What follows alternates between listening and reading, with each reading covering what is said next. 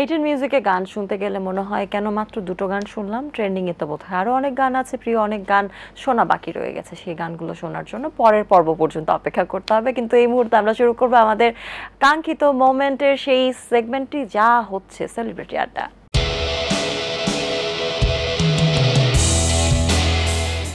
দর্শক, সেলিব্রিটি আড্ডায় সাথে আছে আমি বরাবরের মতো সূচনা, এবং আমার সাথে আছেন একজন গেস্ট যার কণ্ঠে অবশ্যই গান শুনবো। তিনি অবশ্যই গানের মানুষ, চলুন পরিচিত হই তার সাথে। আমাদের সাথে আজ এইটেন মিউজিকের সেলিব্রিটি আড্ডায় আছেন মহুয়া মুনা। স্বাগত মুনা, কেমন আছেন? আলহামদুলিল্লাহ, বেশ ভালো আছি। আর এখানে এসে আরো বেশি ভালো লাগছে। আপনি কেমন আছেন? আমি বেশ ভালো আছি। মহুয়া নাকি মুনা, কোনটাতে বেশি কমফোর্টেবল? মহুয়াটা সবাই বলে, আর ফ্যামিলি থেকে মুনাটাই বেশি বলা হয়। আরো অনেক গল্প আছে, নামটা ভীষণ সুন্দর, নাম নিয়েও কথা বলবো, কিন্তু আড্ডার শুরুটা করব গান দিয়ে। কোন গানটা শোনাবেন? আমি যে গানটি গাইবো, এই গানটা আমার রিসেন্ট যে কয়টা গান প্রকাশ পেয়েছে তার মধ্যে একটি আমার পছন্দের গান। যেহেতু আমি ফোক গানটা গাই এবং আমার দর্শকরা ফোক গানটা আমার কণ্ঠে শুনতে বেশি পছন্দ করেন, তো যে গানটি করছে এই গানটার কথা লিখেছেন আমাদের সজল ভাই, সুর করেছেন উজ্জ্বল, এবং গেয়েছি হচ্ছে আমি এবং রাজু মণ্ডল ভাই। গানটা এত সুন্দর, একটুখানি গাইলে হয়তো বা দর্শকরা বুঝবে যে কোন গানটা গাইছি। শুনে ফেলি। আলগা পিরিতে ভাল লাগে না, ভাল লাগে না ইয়ার, কত পিরিত আইলো গেল তুমি বন্ধু আর, কত পিরিত আইলো গেল তুমি বন্ধু আর, আলগা পিরিতে ভাল লাগে না, ভাল লাগে না ইয়ার, কত পিরিত আইলো গেল তুমি বন্ধু আর, কত পিরিত আইলো গেল তুমি বন্ধু আর, কইরো না গো ছলা কলা মিথায় অভিনয়, মনের ভুলে প্রকাশ পাবে তোমার পরিচয়, এক মনের কত বিনিময় করবা তুমি আর, কত পিরিত আইলো গেল তুমি বন্ধু আর, কত পিরিত আইলো গেল তুমি বন্ধু আর।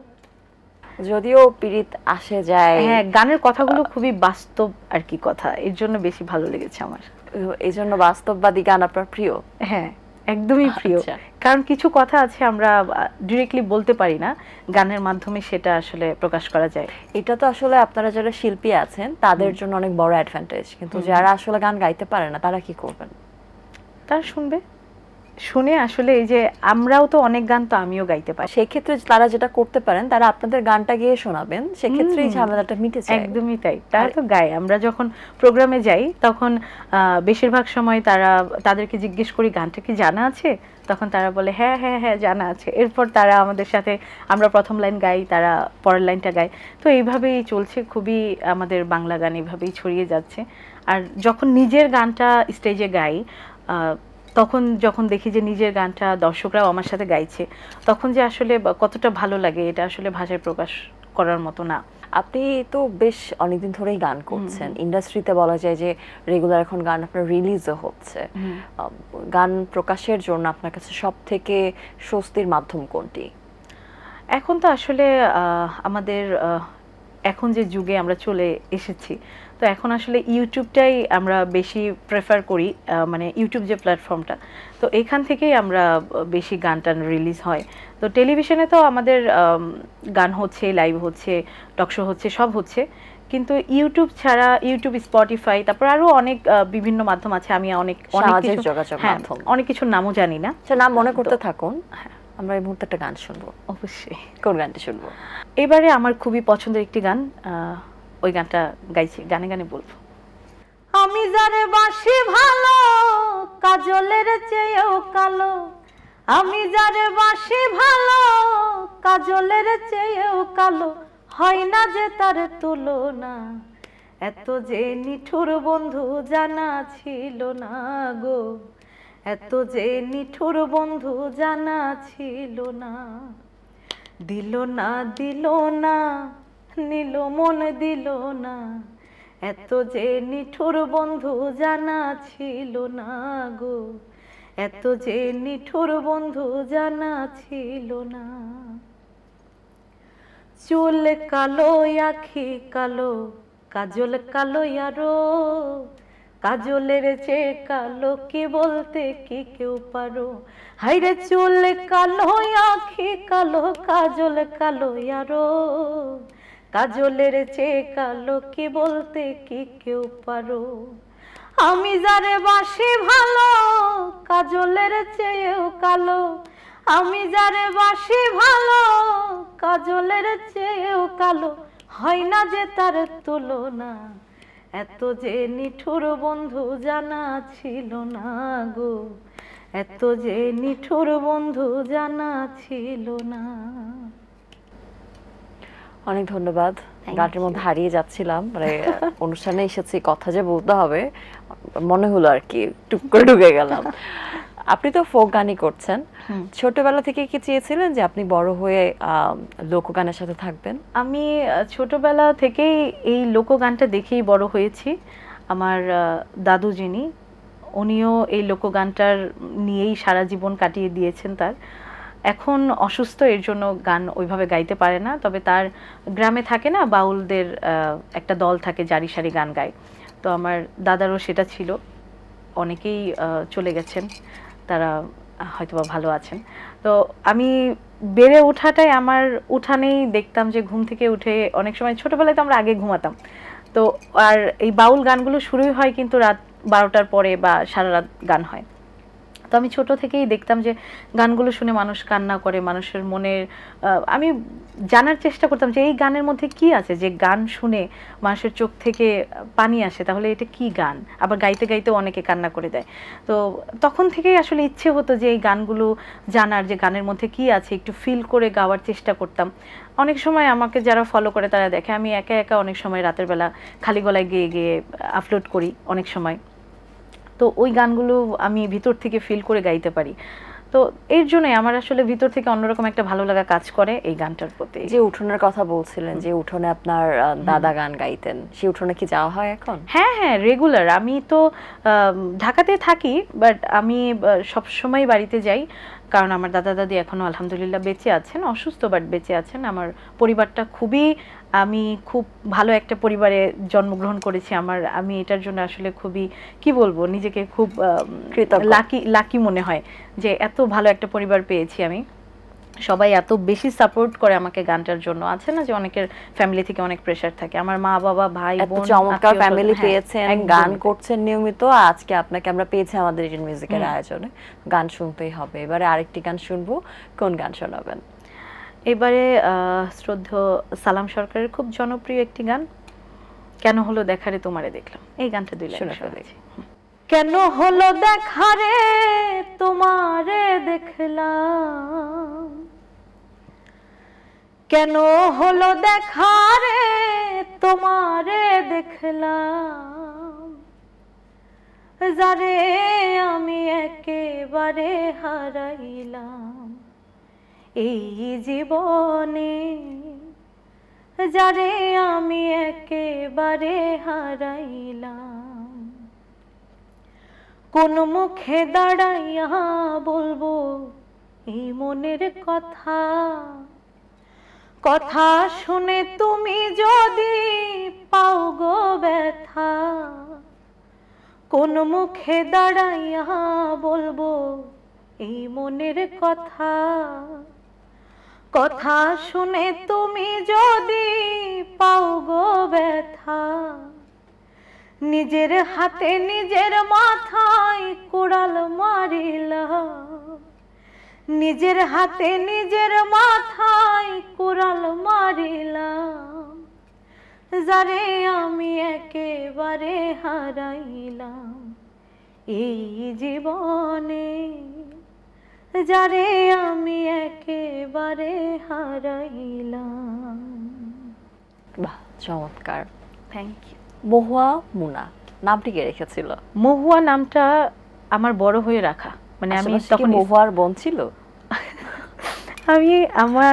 আমি যখন স্কুলে পড়ি প্রাইমারিতে, তো তখন হচ্ছে আমার যিনি ছিলেন প্রধান শিক্ষক, উনি মারা গেছেন। তো উনি আমাকে মহুয়া মহুয়া বলে ডাকতো। তো তোমার নাম মুনা না, তোমার নাম হচ্ছে মহুয়া। মহুয়া নামটা আমার তার কাছ থেকে পাওয়া। আর মুনা নামটা রেখেছিলেন আমার আব্বু, তো প্রবাসী ছিলেন আর কি, এখন বর্তমানে দেশে আছেন। তো আমি যখন হয়েছিলাম আর কি, আমি শুনেছি এটা, আব্বু যে কোম্পানিতে কাজ করতেন সেই কোম্পানির যে ওনার ছিলেন উনি রেখেছিলেন। তখন মেবি আব্বু সৌদি আরব না ব্রুনাই না কই একটা আছে, ওখানে থাকতো আব্বু, ওখানকার কোনো একটা মালিক আমার মুনা নামটা রেখেছিলেন। বা নামের সাথে মানুষের জীবনে কত গল্প থেকে যায়, সত্যি তাই। আর সেই গল্পগুলোই কিন্তু আমরা সুরে সুরে গেয়ে ফেলি। এবার আরো একটা গান শুনবো, কোন গান শোনাবে? এবারেও আমার খুবই ভালো লাগার একটি গান করছি। তোমরাই আমায় কি বুঝাইবা আমার অন্তর পয়ড়া কয়লা, তোমরাই আমায় কি বুঝাইবা আমার অন্তর পয়ড়া কয়লা। আমি জানি গো বন্ধু আর প্রীতের কত জ্বালা, আমি বুঝি গো বন্ধু আর প্রীতের কত জ্বালা। এই জগতে প্রেম করিয়া কে রইয়াছে ভালা সই গো, কে রইয়াছে ভালা। এই জগতে প্রেম করিয়া কে রইয়াছে ভালা সই গো, কে রইয়াছে ভালা। উপর উপর দেখতে ভালাই আমার অন্তর পয়ড়া কয়লা, উপর উপর দেখতে ভালাই আমার অন্তর পয়ড়া কয়লা। আমি জানি গো বন্ধু আর প্রীতের কত জ্বালা, আমি বুঝি গো বন্ধু আর প্রীতের কত জ্বালা। মহুয়া, এখনকার সময়ে আমরা দেখেছি যে ফোকের জনপ্রিয়তা কিন্তু সব সময় ছিল, বর্তমান সময়ে এসে ফোক তরুণদের কাছে অনেক বেশি জনপ্রিয় হয়ে উঠেছে। ফোক গান নিয়ে আসলে তরুণরা ফিউশন করছে, এমনকি আমাদের সব বড় বড় প্ল্যাটফর্মগুলো যেখানটায় আসলে গানগুলোকে একটু নতুন আঙ্গিকে দেখতে পাই, আমরা মৌলিক গানও দেখতে পাই, যেমন কোক স্টুডিও, সেখানটা তো আমরা দেখেছি যে পুরনো ফোক গানগুলো নিয়ে কাজ হচ্ছে। বিষয়টা আপনার কাছে কেমন লাগে? খুবই ভালো লাগার। একজন বাংলাদেশি হিসেবে আমাদের ফোক কিন্তু আমাদের বাংলাদেশের ঐতিহ্য। আমাদের মতো করে বাংলাদেশি শিল্পীদের মতো করে আসলে বাহিরে আমাদের অনেক বড় বড় আর্টিস্টরা আছেন, অবশ্যই আছেন, কিন্তু বাংলাদেশের যে একটা আছে না, আমাদের বাংলাদেশের ভাষাটা তো অন্যান্য ভাষা থেকে একটু মিষ্টি, হ্যাঁ একটু মিষ্টি। তো এই মিষ্টি করে গাইতে আমাদের বাংলাদেশের শিল্পীরাই একমাত্র পারে, আমার যেটা মনে হয়, বাংলাদেশের বাংলার ফোক যেটা। তো এই জিনিসটা যে আবার নতুন করে আসছে, এটা আসবে, এটাই স্বাভাবিক। তো সেই দিক থেকে তরুণদের কাছে আমি যেটা দেখেছি যে আগে ফোক গান স্টেজে বলেন বা যেখানেই হোক কেউই শুনতো না বা একদম ইন্টারেস্টেড ছিল না এই ফোক গানটার প্রতি। ফোকটা আসলে জনপ্রিয় ছিল আমাদের গ্রাস রুটে একেবারে, সেটা বড় বড় প্ল্যাটফর্ম যখন ড্রয়িং রুম পর্যন্ত চলে এসেছে বাংলাদেশে। একদমই তাই, যেমন আমাদের কোক স্টুডিও, তারপর আরো আরো অনেক প্ল্যাটফর্ম যেখানে বা আমাদের ফোক ফিউশন হচ্ছে। আর এই ফিউশনের জন্য যেটা হচ্ছে, আমাদের যে জেনারেশন, আমরা যারা একটু হিপ হপ বা একটু ট্রেন্ডি মিউজিক পছন্দ করি, তো এই ট্রেন্ডি মিউজিক প্লাস আমাদের যে মানে ন্যাচারাল একটা ভাইব, সব কিছু মিলেমিশে একাকার যখন হয়ে প্রেজেন্ট করা হচ্ছে সেই প্ল্যাটফর্ম থেকে, ওই জিনিসটা আমাদের মানে অনেক বেশি পরিমাণ মানে ছড়িয়ে যাচ্ছে বিভিন্ন জায়গায়, এবং আমাদের একটা আলাদা ভালো লাগার মাত্রাটা আরও বেশি বেড়ে যাচ্ছে, এই আর কি। তবে এইটা হওয়ারই ছিল, ফোক আমাদের আজীবন থাকবে এবং থেকেই যাবে, চলবে। ফোক গানের কোনো মানে মৃত্যু নেই, এটা হবেই না। ফোক আমাদের ঐতিহ্য, ওইভাবেই আমরা ধরে রাখবো আজীবন। এটা খুবই ভালো লাগার। আমি একজন লোকগানের শিল্পী হিসেবে এবং বাংলাদেশি হিসেবে প্রাউড ফিল করি যে অন্যান্য কান্ট্রির আর্টিস্টরা, বড় বড় আর্টিস্টরা আমাদের বাংলাদেশের ফোক গানগুলোকে কভার করছে এবং বিভিন্ন মাধ্যমে তারা শেয়ার করছে, লিখছে। তো এগুলা বাংলাদেশি হিসেবে আমার খুবই ভালো লাগে। মুহা যেমন গান গাইতে ভালোবাসেন, তেমনই গল্প করতে ভালোবাসেন, আড্ডা দিতে ভালোবাসেন, বুঝতে পারছি। আপনার কাছে তো অনেক কিছু জানার ইচ্ছে আছে, জানি না সময় আসলে আমাদের খুব একটা ভালো সায় দেবে কিনা। আমরা অনুষ্ঠান একদমই প্রায় শেষ পর্যায়ে চলে এসেছি, গান শুনতে শুনতে বিদায় নেব, কিন্তু তার আগে কিছু ঝটপট প্রশ্ন আছে আপনার জন্য। নিশ্চয়ই আপনি একজন সঙ্গীত শিল্পী হিসেবে অনেক বেশি গান শোনেন, এই প্রজন্মের কাদের গান আপনার বেশি শোনা হয়? আমার আসলে সব ধরনের সবার গানই শোনা হয়, যখন যার গান যেটা ভালো লাগে। তবে বা আমাদের বাইরের শ্রেয়া ঘোষাল ম্যাম থেকে শুরু করে বাংলাদেশের কোক স্টুডিওতে যে কয়টা গান হচ্ছে, যে সব আর্টিস্ট গাচ্ছে, সবার গান শোনা হয়, সব। তারপরেও কিন্তু বলতে হবে দেশের দু একজন আর্টিস্টের নাম আমরা শুনতে চাই, আপনার কার গান শোনা হচ্ছে বেশি? অবশ্যই আমি ফোক গান গাইলেও আমি পছন্দ করি রবীন্দ্র, নজরুল, ক্লাসিক্যাল সব গান পছন্দ করি। তো সেই দিক থেকে ঈশান ভাইয়ের গান অনেক আমার পছন্দ, তার গান শোনা হয়। এবং আমাদের ইমরান ভাই, কণা আপু, সবার গানই। বা প্রিয় শিল্পীদের কথা বলছিলেন, তবে তারপরেও থাকে না যে আমি গানের ক্ষেত্রে গুরু মানি বা তাদের গানের ধারাটাকে ফলো করি, মহুয়ার জন্য আসলে এরকম শিল্পী কারা? আমি বাউল গান খুব শুনি, তো আমাদের বাউল শিল্পী, বাউল মাতা যাদেরকে আসলে বলা হয়, আমি সেখান থেকে আমাদের শ্রদ্ধেয় আলেয়া বেগমের কথাটা বলতেই হয়, কারণ উনি আমাদের আসলে বাউল গানের একজন, কি বলবো, বাউল মাতা বলা হয় সবাই। তো সেদিক থেকে আলেয়া বেগম শ্রদ্ধেয়, ওনার গান। আর এই জেনারেশনের গানগুলো যিনি খুব সুন্দরভাবে প্রেজেন্ট করতে পারে, আমাদের মুক্তা সরকার আপু, তারপর রুমা সরকার আপু। এছাড়াও বাউল মানে বাউল গান যারা যারা গায়, আমার যখন যারটা ভালো লাগে আমি তাদের গানই শুনি। তো মুক্তা আপুরটা আমার বেশি শোনা হয় আর কি। অনেক ধন্যবাদ মহুয়া, খুব ভালো ছিল আপনার সাথে আড্ডার সময়টা। একদমই শেষ পর্যায়ে চলে এসেছি, গান শুনতে শুনতে বিদায় নেবো, তার আগে একটু দর্শকদের কাছ থেকে বিদায় নিয়ে আসি। দর্শক, এটেন মিউজিকে আমাদের সাথে যারা এতক্ষণ ছিলেন পর্দার ওপারে, তাদের অনেক ধন্যবাদ জানাই এত রাত জেগে আমাদের গান শোনার জন্য, আমাদের সাথে আড্ডা দেওয়ার জন্য। আশা করছি পরের পর্বে আবারও হাজির হয়ে যাব। ছুটির দিনের অপেক্ষায় থাকতে হবে এবং সেই সাথে অপেক্ষা করতে হবে এটেন মিউজিকের জন্য। বিদায় নিচ্ছে আমাদের আজকের আয়োজন থেকে, চলুন গান শুনতে থাকি। ঈশান ভাইয়ের কথা বলছিলাম, তো এই গানটা ব্যাপক পরিমাণ ভাইরাল হয়েছিল, এখনো আছে ট্রেন্ডিংয়ে ধরতে গেলে। ওই গানটাই একটু গাইছি, নিঠুর মনে ফেলি।